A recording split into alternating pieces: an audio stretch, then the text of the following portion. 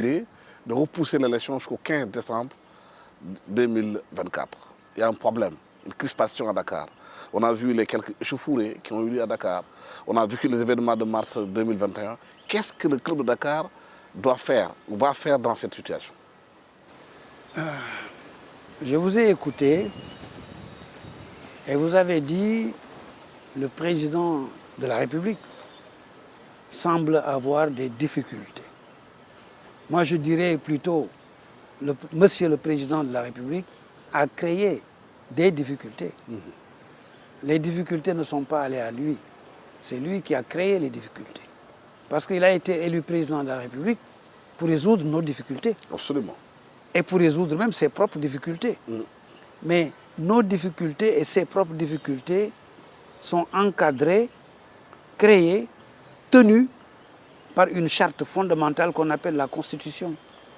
C'est cette Constitution qui est, même si sur certaines questions je ne suis pas d'accord, mais au sens étymologique du terme, cette Constitution est l'œuvre majeure qui a scellé notre pays en une nation.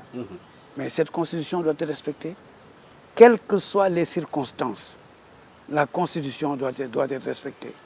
Depuis 1776, l'Amérique a rencontré toutes sortes de difficultés. Les États-Unis d'Amérique, j'entends.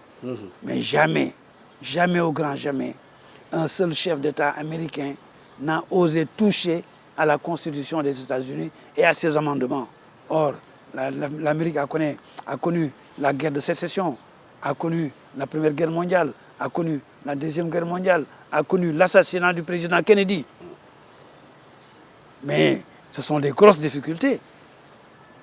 Et récemment, toutes les histoires qu'il y a entre le président Donald Trump et le président Joe Biden, mais personne n'ose et n'a osé toucher à sa constitution.